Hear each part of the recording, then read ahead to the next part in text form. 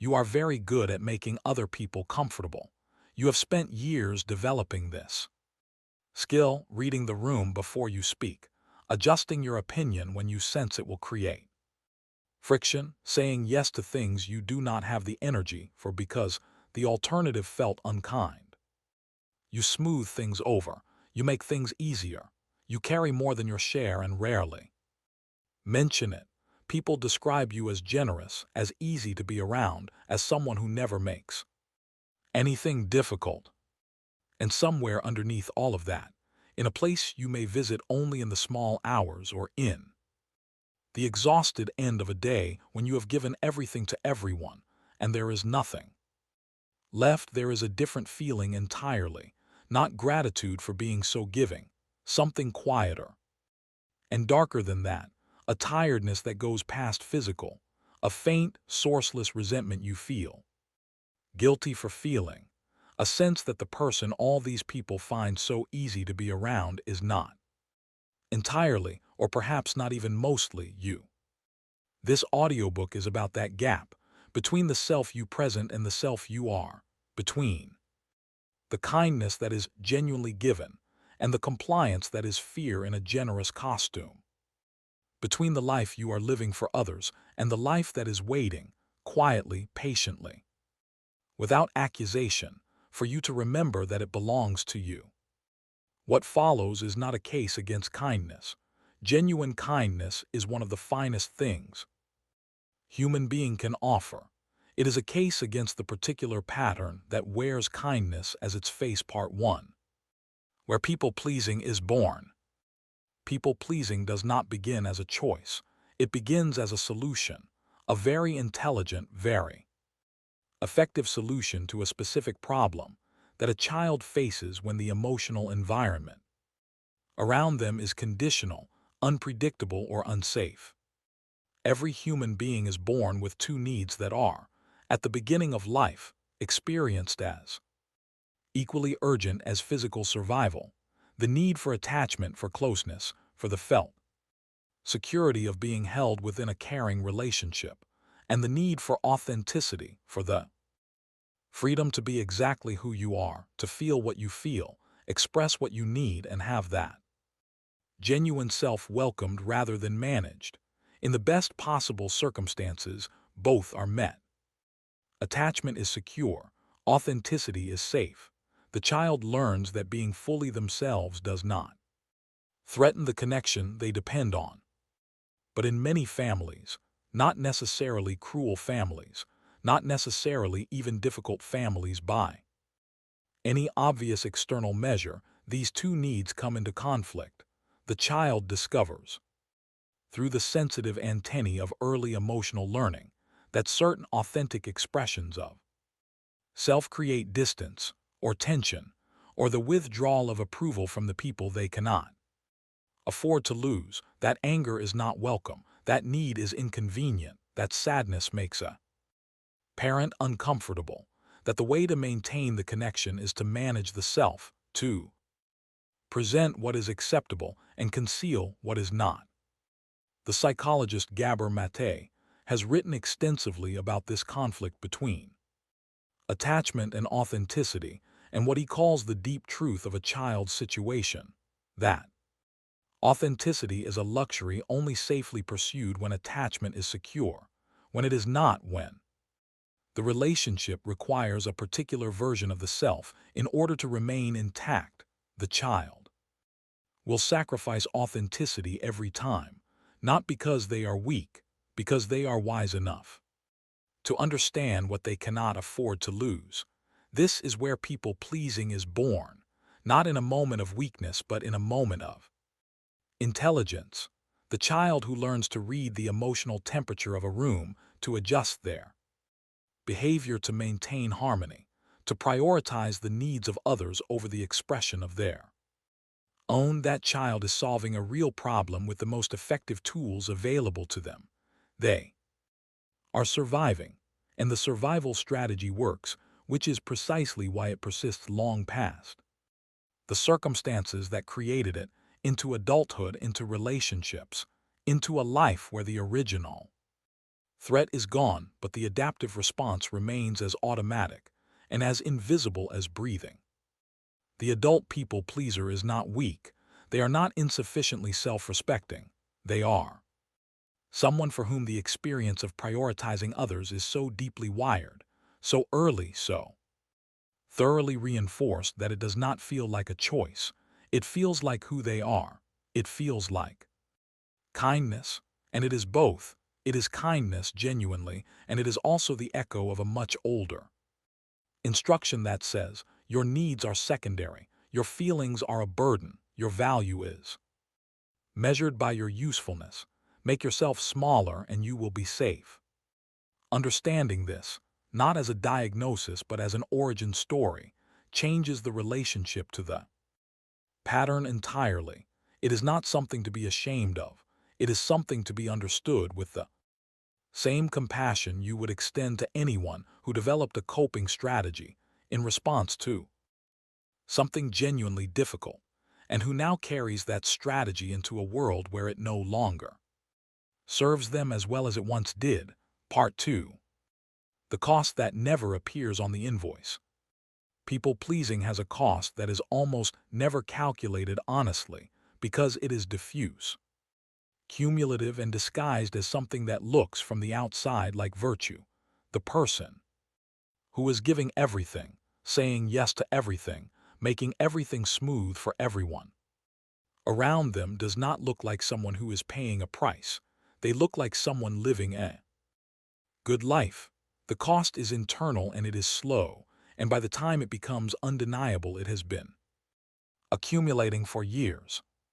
The first item on the invoice is resentment, not the dramatic, expressed kind. People pleasers rarely express resentment directly, the quiet kind, the kind that builds in the space between what you gave and what you actually had to give, between the yes you said and the no you felt, between the need you set aside and the need that was never set aside by the person you accommodated. This resentment does not stay quiet forever. It leaks in the tone of voice that is slightly flatter than it should be, in the withdrawal that follows a period of excessive giving, in the explosions that arrive, apparently from nowhere, after a long accumulation of small suppressions. The philosopher Friedrich Nietzsche, who was, among other things, one of the most penetrating psychologists of the 19th century, had a concept he called ressentiment, particular form of resentment that festers in those who feel unable to express their power directly. It is the bitterness that accumulates in a person who has repeatedly suppressed their authentic response to the world and converted it, through a kind of internal alchemy, into passive suffering and moral superiority.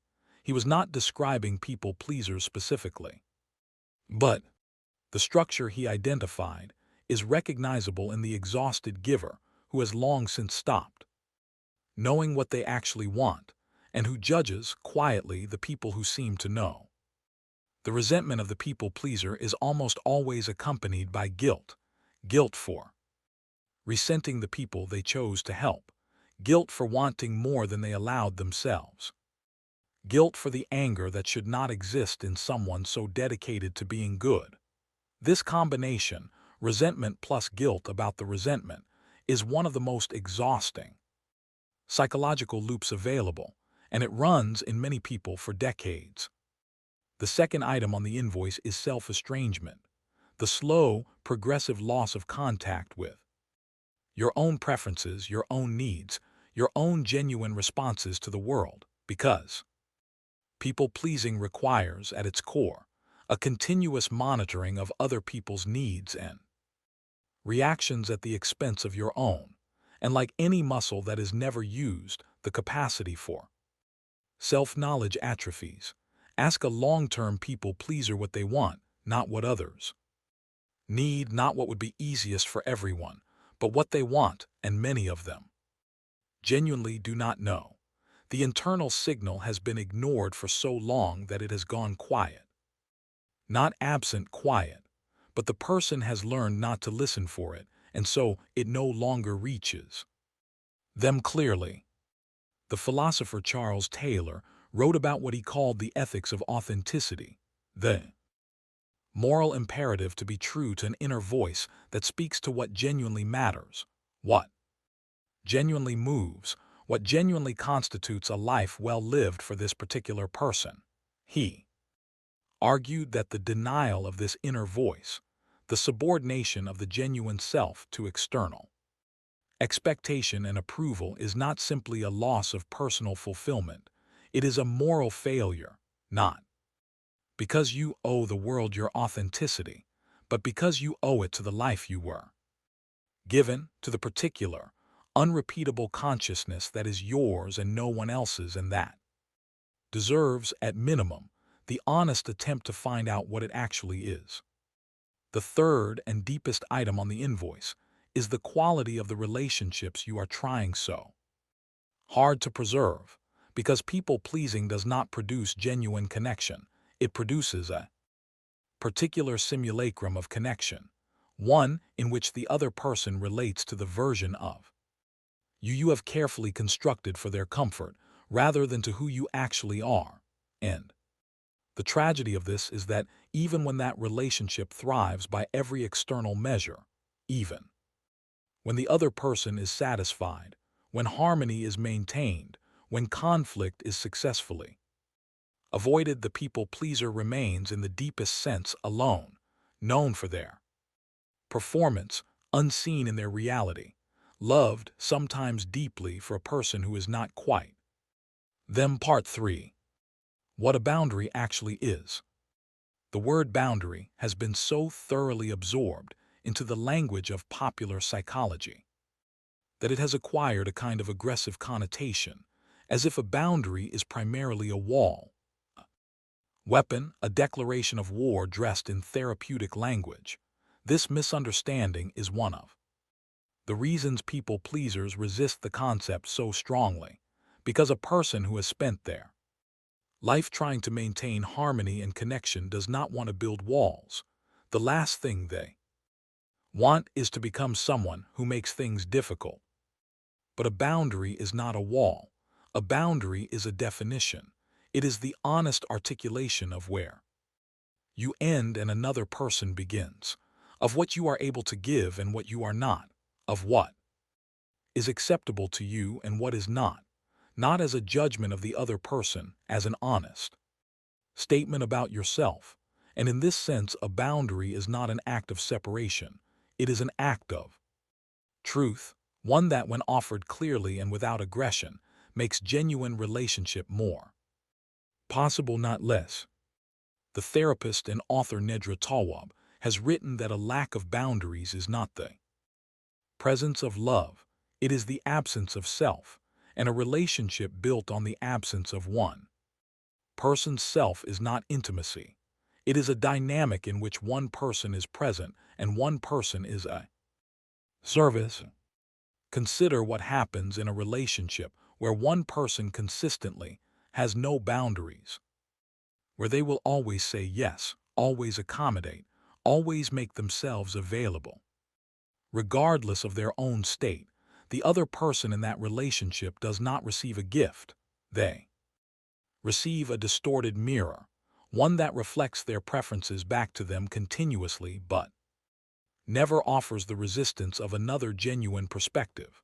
They are, in a meaningful sense, in a relationship with someone who is not fully there, and even if they do not consciously recognize this, many people in relationships with chronic people-pleasers report a subtle but persistent sense that something is missing, that the ease of the relationship comes at a cost they cannot quite name, that the person across from them, however warm, however giving, is somehow not entirely present. Boundaries, then, are not the enemy of connection. They are the condition of it. They are what allow two real people, both with genuine needs, genuine limits, genuine views, to be in an honest relationship rather than a performance of one. The no that is genuinely meant makes the yes that follows trustworthy. The limit honestly stated makes the giving that occurs within it meaningful. The person who can say what they need can also, in the truest sense, give what they choose because it is chosen, because it is real, because it comes from a self that is genuinely present rather than strategically absent. The philosopher Immanuel Kant, in his moral philosophy, argued that to treat a person as an end in themselves rather than merely as a means is the foundation of ethical conduct. Most people apply this principle outward to how they treat others, but it applies inward with equal force to treat yourself as merely a means, to exist primarily as an instrument for others. Comfort and approval is a failure of the same ethical standard. Your needs are not less real for being your own. Your limits are not less legitimate for being felt rather than declared. You are not a means to the end of everyone else's ease. You are an end in yourself, and the boundary is simply the practical, daily, often uncomfortable expression of that truth. Part 4. The philosophy of self-betrayal. There is a word that people-pleasing circles around without always arriving at directly. It is a word that feels too strong, too dramatic for something that looks so gentle from the outside. The word is betrayal, specifically self-betrayal, the act of knowingly acting against your own values, your own needs, your own genuine response to the world, in order to maintain the approval or comfort of someone else. Self-betrayal is not always dramatic. Most of the time it is very small. It is the opinion swallowed before it reaches the air. The boundary not set because setting it felt too risky. The need not expressed because expressing it felt like too much trouble. The truth not told because the telling might create a discomfort you were not willing to cause. Small, quiet, accumulating. The existentialist philosophers were particularly alert to this kind of self-betrayal, to what Sartre called bad faith and what Kierkegaard called despair, the failure to be fully oneself, not through dramatic collapse but through the steady, unremarkable dailiness of choosing the easier path over the authentic one. Kierkegaard wrote that the most common form of despair is not the despair of someone who knows they are in despair. It is the despair of someone who does not, who has accommodated so thoroughly, so long, that the accommodation has become indistinguishable from their personality, who has forgotten or never discovered what it would feel like to move through the world without that particular weight. Every time you say yes when you mean no, you teach yourself something. Not that the other person's needs matter, that is true and good. You teach yourself that your needs do not. That the discomfort of honesty is worse than the slow erosion of self-respect. That you are safest when you are smallest, and the self, taught this lesson often enough, begins to believe it. The psychologist Harriet Lerner, in her landmark work on the dance of anger, described how people-pleasers often experience a particular sequence in their closest relationships. They accommodate. They accommodate further. They continue to accommodate long past the point at which accommodation feels genuine.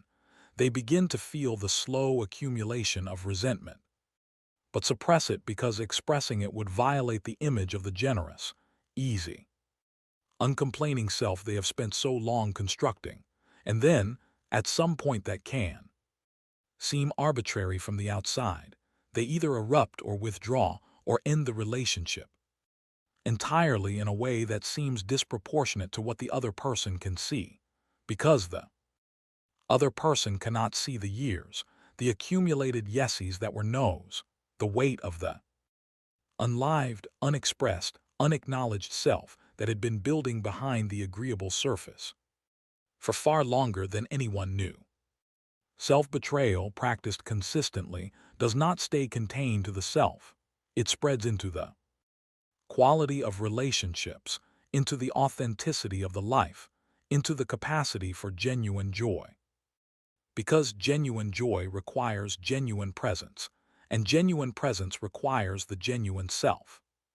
Not the managed version, not the one calibrated for approval, the actual one with its actual responses, its actual needs, its actual edges. Part 5. The practice of honest kindness. I want to be careful here, because there is a version of the antidote to people-pleasing that overcorrects, that swings from compulsive accommodation to a kind of militant self-assertion. That is equally unbalanced. The goal is not to become someone who makes every need known immediately, who treats every boundary as a declaration, who mistakes the performance of self-respect for the thing itself. The goal is something quieter and more sustainable than that. It is what we might call honest kindness. The quality of giving that is genuinely chosen, genuinely bounded, and genuinely yours. The first practice is the pause, the deliberate insertion of a moment between the request and the response. Most people-pleasers have no pause. The request arrives and the yes departs before any internal consultation has taken place, before the question, what do I actually have to give right now, has been honestly asked. The pause is not a delay for rudeness. It is the space in which the honest answer has a chance to form. Let me think about that. Can I get back to you? I want to make sure I can actually do that well. Simple phrases, profound permission. The permission to check inward before responding outward. The second practice is the distinction between a preference and a need. People pleasers frequently treat their own preferences as luxuries they cannot afford while treating other people's preferences as needs that must be met. The recalibration is not to reverse this, not to treat your preferences as absolute and other people's as irrelevant, but to apply the same standard in both directions. Your preference for rest is as real as their preference for company. Your need for honesty is as legitimate as their desire for reassurance. Your discomfort with something is information, not an indulgence. It deserves the same consideration you would automatically give it if it belonged to someone you loved. The spiritual teacher Tara Brach writes about what she calls the trance of unworthiness. The deep, largely unconscious belief that one is not quite enough, not quite acceptable as one actually is, and that approval must be perpetually earned through usefulness and accommodation. Waking from this trance is not a single moment. It is a long, patient, daily practice of meeting your own experience with the same openness and compassion you have always offered to everyone else. The third practice is what the therapist Terry Real calls full respect living, the commitment to relationships in which both people's needs and both people's limits are treated as real and worthy of consideration, not relationships in which you collapse your needs to preserve the connection, not relationships in which the other person's comfort is always the deciding variable, relationships in which you show up honestly, warmly, generously, and allow the other person to do the same, where the no is possible, where the disagreement does not threaten the foundation, where the relationship is strong enough to hold two real people rather than one person and their careful management of another. The fourth practice is the reframing of the no. Every no to something that does not serve you is a yes to something that does. Every boundary held is an act of self-respect that, over time, rebuilds the self-esteem that chronic people-pleasing has been quietly eroding. Every honest expression of a limit is a small act of presence, a statement that you are here, that you exist, that your experience matters enough to be brought into the room. And the fifth practice, the one that contains all the others, is the development of a relationship with yourself that does not depend on external approval for its stability. The Stoics called this autarkeia, self-sufficiency, not the cold, isolated self-sufficiency of someone who needs no one, the warm, grounded self-sufficiency of someone who knows, at a level beneath the fluctuations of daily approval, that they are enough, that their value is not conditional, that the world's assessment of them, while interesting and sometimes useful, is not the final word on who they are or whether they deserve to take up space. The closing. The kindest people in the world are not the ones who never say no.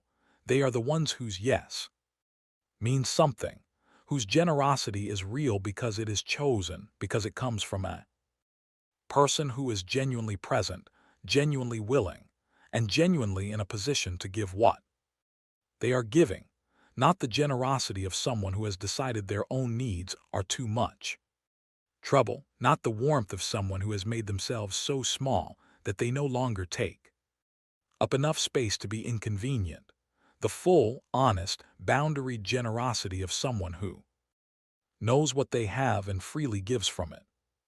There is a person on the other side of this pattern that you have not yet fully met, a person who says what they think, who asks for what they need without rehearsing 47 reasons why it is too much to ask, who offers help because they want to and declines it because they genuinely cannot, who is loved not for how easy they make things, not for how rarely they ask anything difficult, not for the endless smoothing and accommodating that has kept the peace at the cost of the self, but for who they actually are, with all the edges and opinions and limits and needs that a real person has. That person is not a fantasy. They are you beneath the pattern, before the pattern was necessary, before you learned that making yourself smaller was the price of being kept, before you decided, at an age too young to know you were deciding, that your needs were a cost others could not afford. The writer Glennon Doyle wrote, "I am not here to be everything to everyone. I am here to be something to someone, to be specific, to be real, to stop being a blur of accommodation, and start being a person." Starting is not comfortable. The first no will feel wrong in your body. The first boundary will feel like cruelty, even when it is simply honesty. The first moment of choosing your need over someone else's preference will carry the full weight of every time you were taught that doing so was selfish. Feel all of that, and do it anyway, because on the other side of that discomfort is not a harder life. It is a more honest one. A life in which the kindness you offer is real and chosen and genuinely given, which is the only kind of kindness that actually reaches the person it is meant for. You are not here to disappear for people. You are here to be among them, present, honest, whole, exactly as much of yourself as you have always been but never quite allowed. That is not selfishness. That is the beginning of everything real.